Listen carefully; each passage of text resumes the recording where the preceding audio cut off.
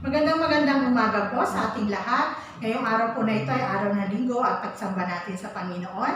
Kaya naman, batiin nga po natin ang ating mga katabi, maligayang araw ng Panginoon. Ayan, maligayang araw po muli ng Panginoon.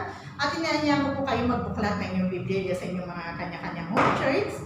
Sa aklat po ng unang Samuel, Kapitulo 1, versikulo 9 hanggang 18. Basahin po natin ito. Minsan natapos silang kumain sa Shilo. Malungkot na pumunta si Ana at nanalangin sa bahay ni Yahweh. Nagkataong nakaupo sa may pintuan ng bahay si Yahweh, ang paring si Eli. Buong pait na lumuluha si Ana at taimtim na nanalangin kay Yahweh. Ganito ang kanyang panalangin.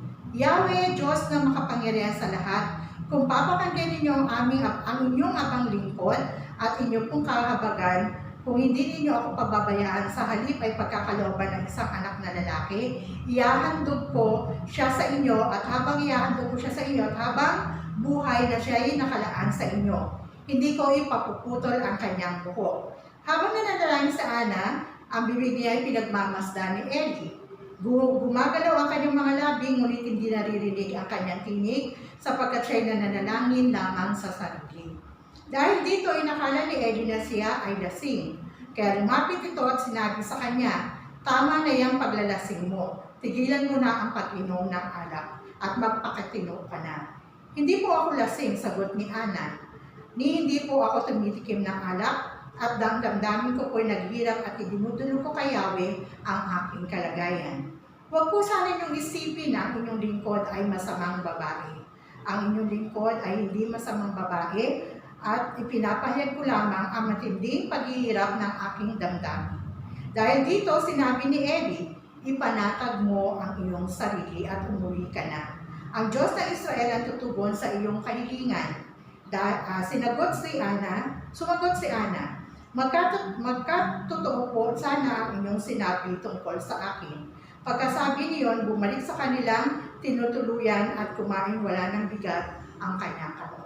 So ito po ang salita ng Diyos. So sa araw po na ito, ang ating pong paksa ay nagmula po sa 1 Samuel chapter 1 verse 9-18. At dito po, makikita po natin at malaman natin na ang paksa ngayong araw na ito ay pag-aaral natin na may pamagat na God's plan or plano ng Diyos. Yan, God's plan o sa Tagalog po ay plano ng Diyos. Kinakailangan natin na magkaroon ng plano ng Diyos sa bawat sitwasyon ng kalagayan ng ating buhay. Tama naman po yun, diba? Dapat talaga meron tayong plano ng Diyos sa buhay natin. Dapat na alam natin ito. So, may pangunahing actress po tayo sa araw na ito. Sino po yan? Ito po, ang madalas kong binanggit doon sa ating pagbasa ay si Ana. Sa Ingles po, si Hannah. So, ang paksa na ito ay si Hannah at ang kanyang asawa po ay si Elkanah. Ito si Elkanah ay may isa pang asawa. So, dalawa po ang asawa niya. Una po, pinakasalan niya si Ana or si Hannah at ang pangalawa naman ay itong si Penina. Itong si Penina ay meron pong maraming anak. So, bali ito si Hannah, siya po ay isang baog at hindi pa nagkaroon kahit na isang anak. So, si Penina ay marami. Kaya naman itong si Penina, kada taon na sila pupunta sa templo ng Diyos, doon sa lugar ng Shilo, lagi niyang tinutudyo si Hannah. Kaya naman si Hannah ay may nagkaroon ng malaking galit kay Penina at gayon din, siya ay nagkaroon ng malaking problema. Ito'y dinala niya taon-taon na siya po ay laging tinutudyo nitong si Penina bilang kawalan ng anak. At dahil dito si Hannah ay sobrang galit na nalangin ng ganito. Panginoon, bigyan mo ako ng anak. Si Penina ay napakaraming anak. Subalit ako, kahit isa ay wala. Ang manalangin lagi ni Hannah ay magkaroon ng anak. At isang araw, napagtanto ni Hannah kung ano ang plano ng Diyos. Kaya ngayong araw na ito, nais na yung Diyos na ipayag ng ating senior pastor o nais ng Diyos na ipayag na ating senior pastor ang paksa. At alam naman niyo po na ang ating senior pastor ang gumawa nitong mensahe ito. So sa una po, makikita po natin tayo ito mo sa body. So sa una po, ang sinasabi po dyan, ang pamagat po niyan, ang panahon nang wala ang Ebanghelyo or the age without the gospel. Ang isang panahon na walang ebanghelyo at gospel ay pamumunuan ni Satanas. Kaya nga dito makita natin sa Genesis chapter 1 verse 2. Who is the ruler? Sino ang namumuno dito sa panahon ito? Ang namumuno po ay si Satanas. Sa Revelation 12:19, makikita natin sa pahayag 12:19 na si Satanas ay original na nakatira sa langit. Amen? Siya ay dating anghel na kung saan siya po ay naging palalo, mayabang, makasarili at isa pa siya ay naging mandarambong na anghel. Nais niya na makapantay ang ating Diyos at naging arugante siya. Nais siya na makapantay ang Diyos. Kaya naman isang araw sila ay naglaban ng isa pang anghel na si Mikael. So ang dating pangalan nitong si Satanas ay Luciel, na ngayon ang tawag natin sa kanya ay Lucifer. So dito makita natin na nilabanan siya ng isa pang anghel si Mikael at siya ay tinalo at siya ay itinapon mula sa kalangitan dito sa mundo. Kaya naman ang itinapon dito sa mundo, si Satanas siya ay nagpalutang-lutang sa air or sa air. At dito nga, kalawakan, at dito nga, naghahanap siya ng masisilo. Yan ang trabaho ni Satanas, ang hanapin ang isang masisilo na makasalanan. Sa Genesis chapter 1 verse 2, makikita natin sa Genesis chapter 1 verse 2 na ito nga, tayo po dito, ayon dito sa Satanas, ay tinapon mula sa kalangitan at nagmula tinakpan niya ang mundo ng kadiliman. Thick darkness, sinasabi nga natin sa Isaiah chapter 60 verse 2, na kung saan, sinasabi diyan, ano sinasabi ng ating Biblia? Makapal na kadiliman ang nagmula doon at tinakpan niya ang mundo ng makapal na kadiliman.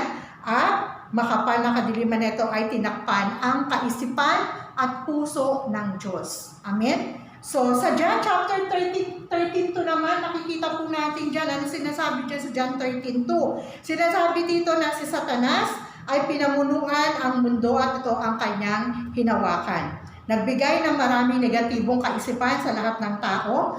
Puso at isip ay kinonquered nitong si Satanas. Kaya ang mga tao, anong nangyari? Ang dami lang takot, andyan yung worried, andyan yung pagkatakot, andyan yung pagkabalisa, kalungkutan. Marami pa naranasan ng tao dahil yan ang inilagay sa kanila ni Satanas. Amen? Kaya naman gaya ni Judas Iscariotes, makanalaman natin sa 1:13:2 na kung saan itong si Satanas ay nagbigay ng kaisipan at ideya kay Judas upang ipagkanulo si Jesus upang ito ay madakip na mga Sanhedrin at mga pari ng panahon ng Roma. Diba? At dito, ibinenta niya ito sa pamamagitan lang ng 30 pilak na hindi rin niya napakinabangan dahil at the end, ito si Satanas ay nagpakamatay dahil na rin siya ay binabagabag ng kanyang konsyensya. Dahil sa kasalanan, ang mga tao ay binabagabag ng kanilang konsyensya. Mga minamahal na miyembro, bakit tayo nakakaranas ng sobrang pag-aalala, sobrang galit at pagpapanik at nagkakaroon ng sobrang takot? Dahil yan kay Satanas. Si Satanas ang nag-inject sa atin, na sa ating isip at sa ating puso ng ganitong mga pag-iisip, mga negatibong kaisipan. Amen? Ibig sabihin dito, si Satanas ay pinamumunuan ang mundong ito ng makapal na kadiliman. Sinasabi rin sa Efeso chapter 2 verse 1, di po rito nakasulat, pero sinasabi po sa Ephesians chapter 2 verse 1, dahil sa ating kasalanan, tayo ay namatay na espiritual. Hindi po namatay ang ating katawan physically ba? Ang ating pong mental at kaisipan patay na. At ano ba ang konsepto ng isang patay, di ba? Kapag ikaw ay patay, hindi ka na makakaalala. Kahit na turutin ko si Roan, kinurot ko siya, hindi niya ngayon mararamdaman. Bakit? Wala nang pakiramdam dahil patay na. Ganun din po ang ating kaisipan. Dahil patay ang ating kaisipan, hindi po natin makilala at hindi natin makita ang kahalagahan ng mabuting balita. Lahat ng tao sa mundo ay makasalanan, napahiwalay sa Diyos. Ibig sabihin tayo ay namatay spiritual dahil tayo ay napahiwalay sa Diyos. Kapag ikaw ay napahiwalay sa Diyos, ikaw ay mamamatay spiritually. At dahil yon, ang espiritu natin ay humiwalay na sa Diyos. Sinasabi sa verse 2 ng Ephesians, tayo ay sumusunod to the ruler of this world. Sino ang ruler ng world na ito? Sinabi ko na kanina, ito ay ang tagapagpasunod ng mundo na ito. Walang iba kundi si Satanas. Maaaring sabihin niyo, oh pastor, hindi ko po sinusunod si Satanas. Yes, hindi mo nga sinusunod si Satanas, pero itong mundo na ito at kultura na ginawa ni Satanas sa makasalanan, iyon ang hindi mo nalalaman na sinusunod mo na pala. Amen? The culture of this world is very Satan. Amen? Siya po ang nagpapagalaw dito. Kaya kung hindi kami sumusunod kay Satan, yes, pero ang kultura na ginawa ni Satanas, pinamunuan niya at nilagyan ng thick darkness, yan po ang nagpasira sa atin. Oo nga't wala kayong reliyon, sabi rito, ito si Satanas. Ay ginawa niya kayo sumunod sa relihiyon. Sino ang namumuno dyan? Si Satanas. Pastor, wala po akong relihiyon. Sasabihin na naman ninyo, oo, nga't wala kayong relihiyon. Pero ang pagsisentro ninyo sa sarili nyo, yan ay religion. Amen? Self-centeredness, yan ay religion. Iyan, ano man ang ginagawa mo, ikaw pa rin ang nasusunod. Ano man ang ginagawa at pagsunod mo sa iyong kagustuhan, dahil sa sarili mong kapakinabangan, ito ay pagsunod mo din kay Satanas at nahulog ka sa idolatry.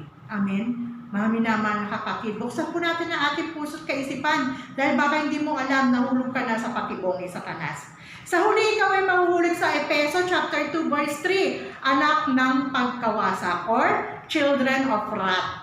Amen? Ano man ang gagawin mo sa iyong trabaho, sa iyong relasyon, sa iyong pag-aaral, sa business mo, lahat yan at the end, yan po ay mababaliwala. Ang mangyayari, mauuwi po yan sa pagkawasak. Amen? Ang panahon ng wala ang ebanghelyo ay palaging pamumunuan ni Satanas sa mundo ito.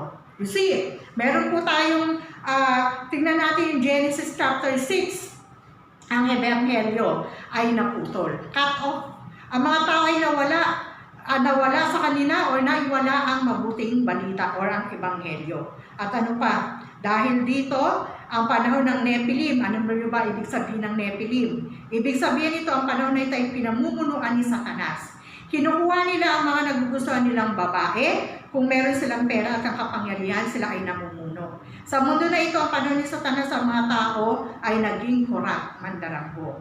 Ito ang panahon, tignan ninyo, sa Sodom and Gomorrah, ang ebanghelyo ay naputol, na-cut off. Sino po ang namumuno doon that time? Si Lot, ang pamangkin ni Abraham. At ano nangyari dito? The Sodom and Gomorrah ay naiwala, naputol, at na-cut off ang ebanghelyo, ang gospel. Ano nangyari? Maraming makamundong pagnanasa. Dito po nagsimula ang homosexuality. Amen? Lalaki sa lalaki, di ba? Kaya nga, di ba yung panahon na yan, may dalawang bisita si Lot sa kanyang tahanan na dalawang anghel. Ano, nagpuntahan doon ng mga lalaki nung nakita nila at hinihingi nila para ano, makipag-sex. Pero lalaki sila, lalaki din yung bisita. Kaya dito nagalit ang Diyos. Amen? Kaya ginunaw niya ang Sodom at Gomorrah. Sa kanila, dito dahil nagsimula ang homosexual. Nagagalit ang Diyos. Galit na galit ang Diyos sa mga taong nangangalunya lalo na for homosexuality. Hindi ito katanggap-tanggap. Mayroong isang pamilya sa England na ang lalaki ay napakayaman. Ang lalaki ay 56 years old at ang babae naman ay 58 years old. Sila ay kumain na masagana. May isang anak sila na ang edad ay 15 anyos. At pagkatapos ito, may inilagay na gamot itong asawang lalaki doon sa babaeng asawa. At hindi na siya nakagalaw at wala na siyang magawa. Kaya ang ginawa ng lalaki na ito, na kanyang asawa, sinaksak siya. Inistab ng kutsilyo ilang beses, 11 ulit. Hindi ito katanggap-tanggap, di ba? Gaya sa Sodom and Gomorrah. Bakit ito nagagawa? Dahil ang kaisipan at puso ng mga tao during that time, pati na rin sa panahon na ito, sila po ay hawak ni Satanas. Si Satanas ang nagbigay ng ideya sa lalaking asawa na ito na saksakin ang kanyang asawang babae. Kaya naman, kapag ang ebanghelyo ay naputol, mayroong sumpa at sakuna, gaya ng COVID-19. Bakit kahit makakita ng baksin, meron na namang panibagong darating sa buhay natin. Amen? Dahil ang ebanghelyo ay naputol, darami pa ang mga disaster. Yung tinatawag natin chaos, yan ay disaster. Susunod ng mga panahon, hindi natin alam kung kailan darating. Kaya sa ating TGSMC members, kinakailangan tayong bahagi ng tuloy-tuloy ang salita ng Diyos, ang gospel, ang ebanghelyo. Kinakailangan natin sabihin sa kanila na ang problema ay hindi lang basta problema. Kung hindi, ito ay spiritual na problema, unique problem, at may iisa lang na solusyon, only Christ and only the gospel. Tanging si Hesus Kristo lamang. Huwag mo sabihin si Hesus Kristo lang. Lamang. Ibig sabihin, there's no other way. Only Jesus Christ. Amen. Tignan po natin. Sa buhay mo, meron po tayo rito tatlong pangunahin na karakter. Una, si Elkanah. Ito si Elkanah, siya po ay isa sa lahi ng mga pari, no? Pero Levi, pero siya po ay na-fed into Genesis 3:6-11. Ano yung Genesis 3:6-11? Sentro, sabi rito, di ba? Tinagalog po yan. Ang sabi po dyan, ang nahuhulog sa Genesis 3:6-11, yan po sa Genesis 3, sarili ang sentro. Ang Genesis 6, sentro ng pera. Ang sentro ng Genesis 11, sentro ng tagumpay. Amen? Tagumpay na nakasentro. Kahit siya, si Elkanah, kahit siya ay may asawa na at lahi ng Levita, siya ay may isa pang asawa, concubine. Ang isang Levita ay hindi dapat namumuhay sa pamamagitan ng pera. Subalit, mamuhay ng salita ng Diyos. Pero hindi ito nagawa ni Elkanah. Kaya siya ay mayroong fell into Genesis chapter 3, 6, and 11. Pangalawa, itong si Penina. Si Penina ay pangalawang asawa ni Elkanah at siya ay concubine. Pero itong si Penina, bago tayo pumunta kay Penina, sabi rito, may dalawang klase pala. Balik tayo kay Elkanah. May dalawang klase ng pari sa panahon ng Israelita. Ito ay mula sa Jerusalem at ang iba ay mula sa Juda. Pero siya ay pumunta sa bahay ni Micah. Bakit? Dahil sa pera. Amen? Ang mga ibinigay ng Diyos sa mga Levita, ang 48 cities, kung matatandaan niyo po, pinaliwanag yan ni Pastor Lee. 48 cities at sila po ang bahalang magbigay or sila ay mag-provide sa pamilya ng Levita. Pero hindi yan nangyari. Bakit? Dapat ang salita lang ng mga Levita ay mag-aral at magbigay, magpahayag ng ebanghelyo, pero hindi po yun ang nangyari pagkat na-cut off ang ebanghelyo. Dahil sumunod itong si Elkanah sa kaidan, sa buhay nila dito at sumunod at naiwala na ang cut off. Na-cut off ang ebanghelyo. Sinasabi po sa 1:1, John chapter 1 verse 1, sa panimula, nandoon na ang salita. At ang kasama ng salita, at kasama niya ang salita. At ang salita ay ang Diyos. Amen? Kung kaya't kinakailangan natin mamuhay ng salita ng Diyos. Pero itong Levita na si Elkanah ay hindi namuhay sa salita ng Diyos. Hindi niya pinahayag ang salita ng Diyos. Siya ay nahulog sa Genesis 3:6-11 at si Elkanah ay nabuhay lamang para sa kanyang sarili, para sa kanyang pamantayan, at para sa kanyang emosyon at damdamin. Iniisip niya, tanging ako. Yan po, nahuhulog tayo sa self-centeredness. Ako. At aking pamilya. Di ba? Sabi nga, tayo mga Pilipino, talagang makapamilya tayo. Ang pay sa ating pamilya muna, rather than God.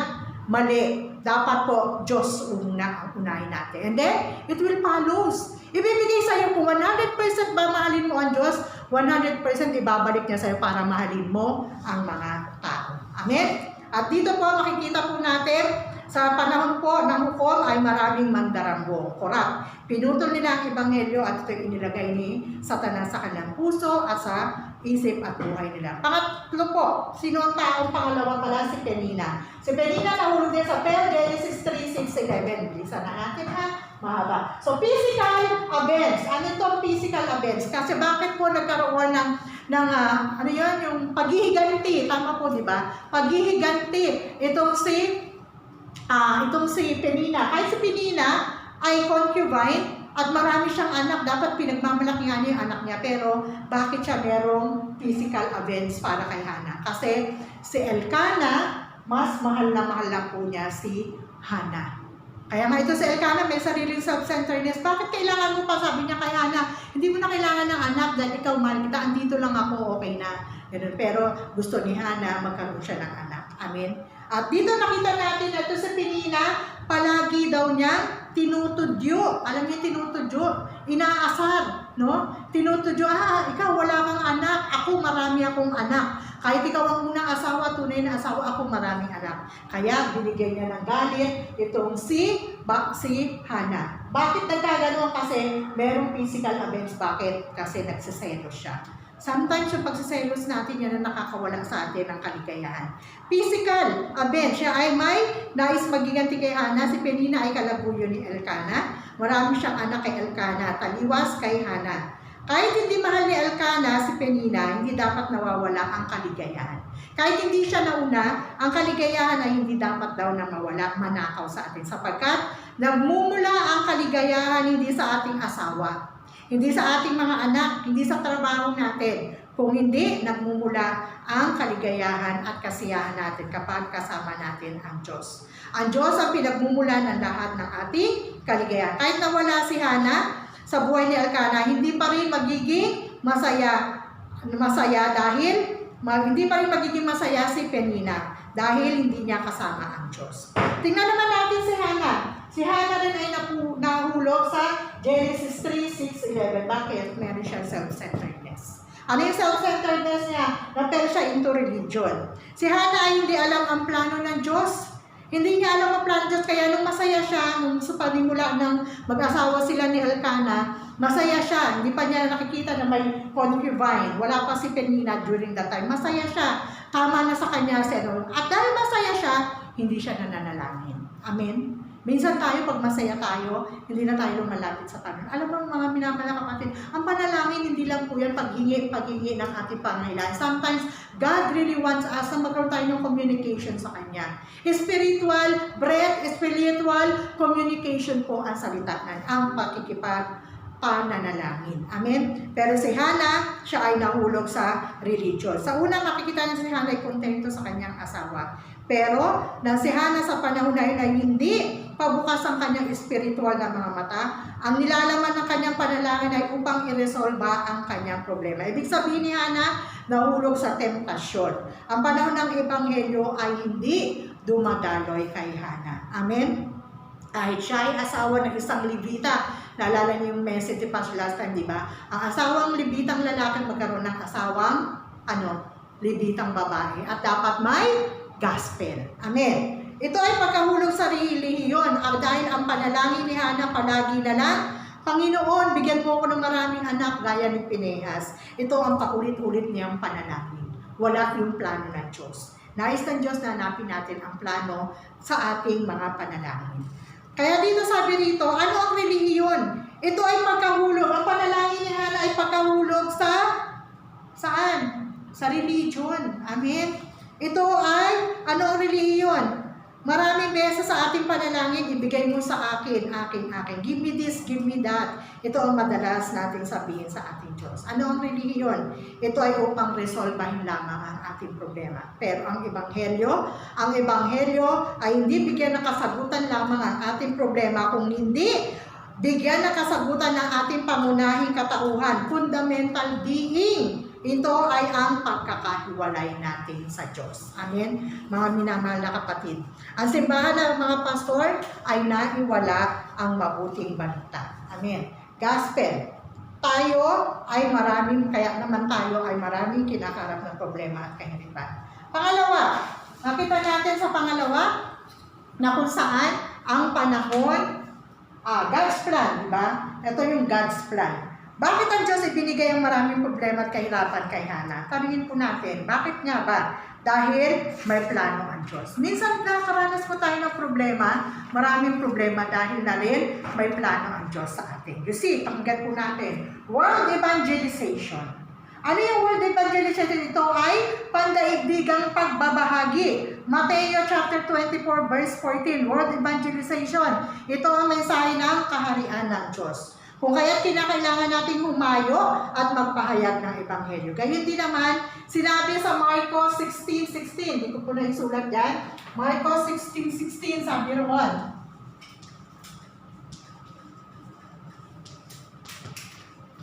Ayan.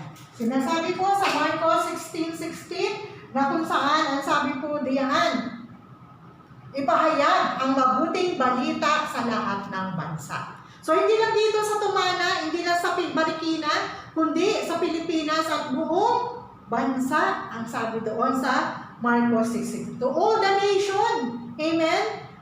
Sinabi po sa Marcos 16, Marcos 16:16, at sinabi rin po sa, hindi ko po naisulat ulit, sa Gawa. No? Ito po. Gawa 1:8. Ayan. Diba? Sinasabi sa Gawa 1:8 na kung saan nais ang ating Diyos ay bahagi ang mabuting balita hanggang sa katapusan.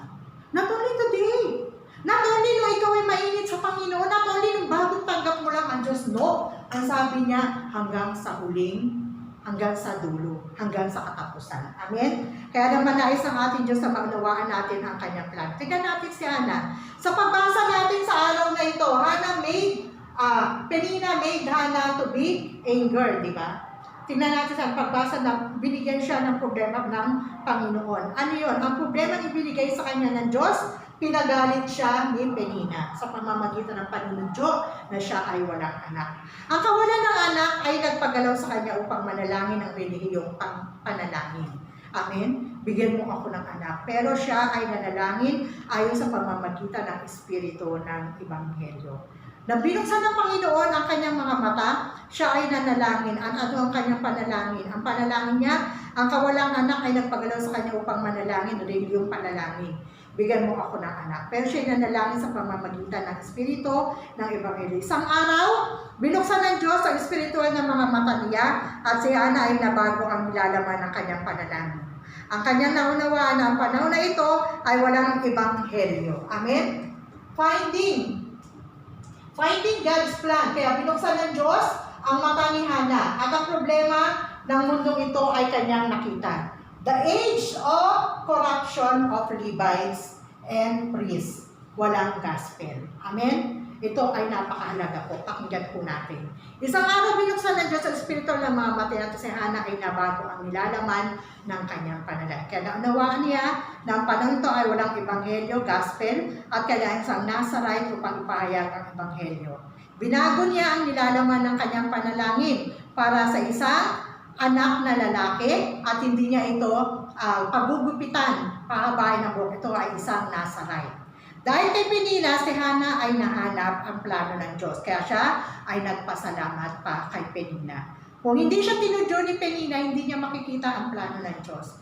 Bakit may mga tao sa mundo na maraming problema at kahirapan? Bakit ang pamilya natin ay may problema, relasyon problema? Ito ay hindi aksidente. Amen? Nais ng ating Diyos na hanapin natin ang plano ng Diyos. Sa mga problema natin, kahirapan, kahit kawalan ng anak, relasyon, nais ng Diyos hanapin natin ang kanyang plano. Ang tunay na plano ng Diyos ay maibahagi ang Ebanghelyo, world evangelization.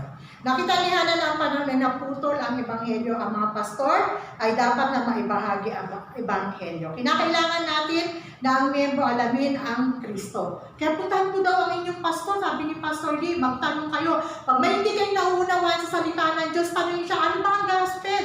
Ang gospel ay mabuting balita. Ano ang mabuting balita? Na si Jesus ang Kristo. Na si Jesus ang pinadala dito sa mundo para tugunin ang espiritual na problema ng mga tao, ang pagkakahiwalay sa Diyos, pagiging makasalanan, at pagiging hawak ni Satanas. Mga minamahal na kapatid, kung yan po ang makikita po ninyo, hanapin po ninyo ang kalooban ng Diyos at ang plano ng Diyos. Hindi lamang tayo dapat narito sa simbahan dahil sa attendance.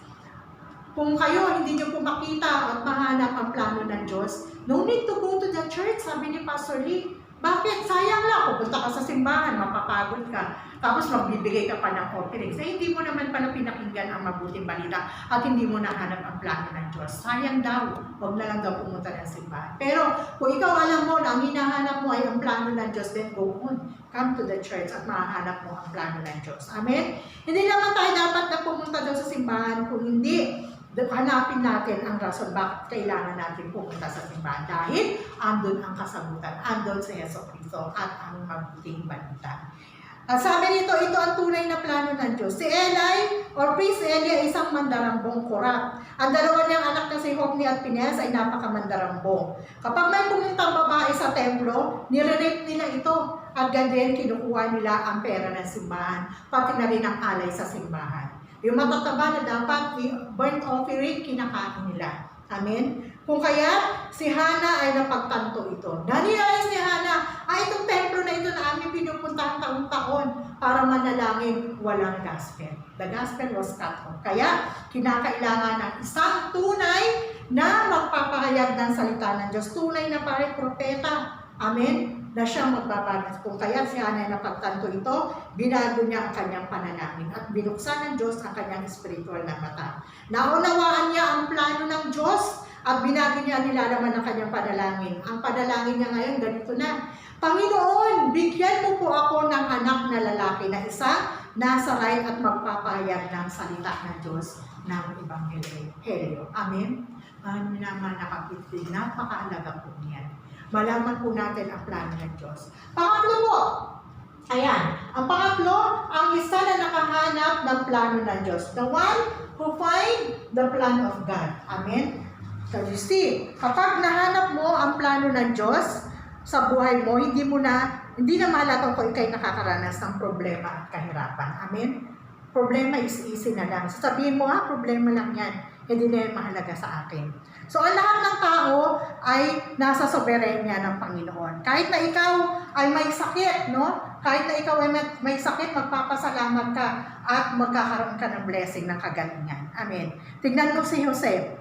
Kahit na ikaw ay may sakit sa iyong katawan, sasabihin mo na ikaw ay ito ay soberenya ng Panginoon. Kahit ikaw ay may sakit, hahanapin mo pa din ang plano ng Diyos. Amen. May pahayag ko lang po sandali.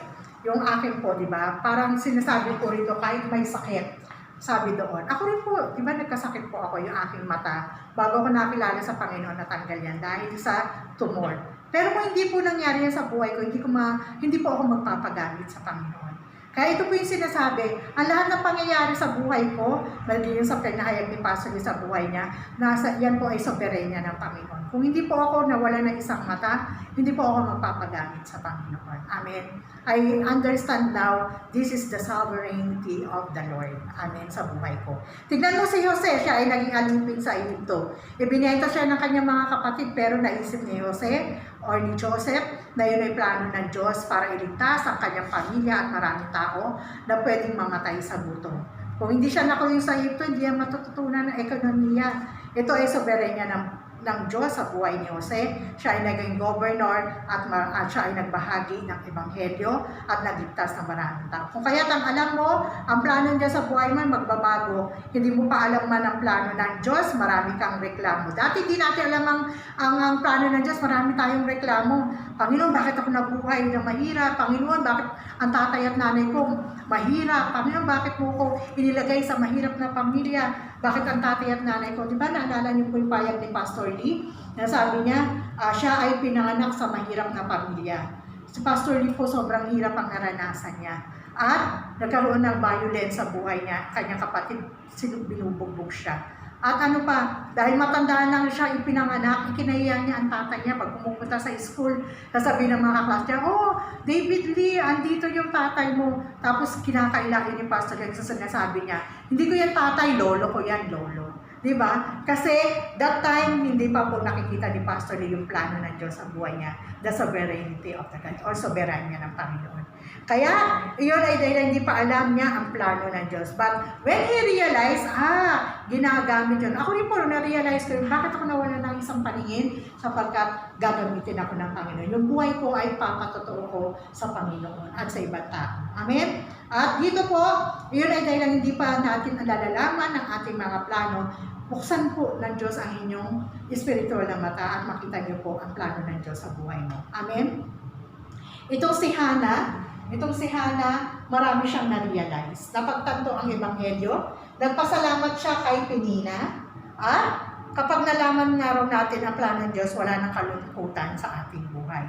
At si Hana ay iniluwal sa Samuel at sinakripisyo niya sa templo. Amen? At sa panahon na po na yon, There is no war in the Philistine sa panahon ni Samuel, sapagkat sila po ay nag-ayuno ng 3 araw. Kahit sila nanghihina, pero dahil kay Samuel na anak ni Hana at alam ang plano ng Diyos, walang naganap na paglalaban. Kapag alam po natin ang plano ng Diyos, there is not our battle, but it is the battle of our God. Ang ating pong digmaan ay, ang battleground ng ating digmaan ay sa ating isip. Pero pagka po nalaman natin ang plano ng Diyos, walang digmaan mangyayari. Gaya po na nangyari na walang giyera sa mga Pilisteo, kundi ang Diyos ang kumilos para sila ay manalo. Nais na ating senior pastor, Reverend David Lee, sa ating mga minamahal na miyembro na hanapin natin ang plano ng Diyos. Amen? Sa pangbukas po ng ating mensahe, hanapin daw po natin ang ating plano ng Diyos sa buhay natin, lalo na po sa ating mga miyembro ng Tumana Good Seed Mission Church. Ang plano ng Diyos ay gamitin ang miyembro ng TGSMC na magpahayag ng Ebanghelyo sa Tumana, Barangay at buong bansa. Ito po ang mensahe natin sa araw na ito na pangawakan po natin at dalhin po natin yan sa gitna ng ating buhay. Sa buong linggo na ito, hanapin po natin ang plano ng Diyos sa buhay natin at ipahayag po natin with boldness na may kasiguraduhan ang salita ng Diyos at huwag nating hayaan na maputol. Kahit na may pandemya tayo po hindi dapat maputol ang ating pagpapahayag ng mabuting balita. Maraming po salamat at ganyan po lahat na pumikit at tayo po'y manalangin. Panginoong Jesus, maraming po salamat for the wisdom that you gave to us. Hindi lang sa akin, hindi lang kay Pastor Lee, higit kanino man Panginoon ang mga hindi nakakaunawa. Ang mga members namin, akala ko nakaunawa sila. But Lord, buksan niyo po ang kanilang spiritual eyes to see what is God's plan in their life, O God. Lord, ang nais mo, Ama, magpagamit sila sa inyo at maibahagi not only in Tumana, Marikina at Pilipinas, kundi sa buong mundo, sa buong bansa, Ama. Gamitin mo po ang TGSMC family, may members, O God, upang Lord, maipahayag ang inyong masalita at hindi po ito makakaw, Panginoon.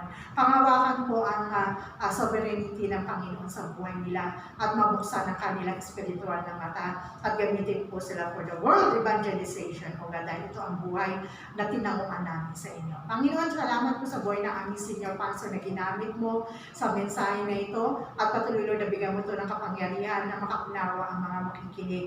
Hindi lang ngayon, kundi Lord, tomorrow, Lord, din, O God, na meron po kami, Panginoon, na live service na sa sanctuary, O God. Thank you, Lord, na magbabahagi, Ama, ay pagkatnubayan mo rin, Panginoon. Pastor Rabir na at maging Panginoon. Thank you, Lord Jesus, O God. Patuloy niyo pong gabayan na aming senior pastor, Reverend Damien Samuni, magisinurin. At pangawakan namin ang world evangelization at hindi magputol ang ebanghelyo sa buong mundo hanggang sa katapusan ng mundo. Napagsamot na namin, Ama, sa matamis sa pangalan ni Jesus. Amen. Amen. God bless us.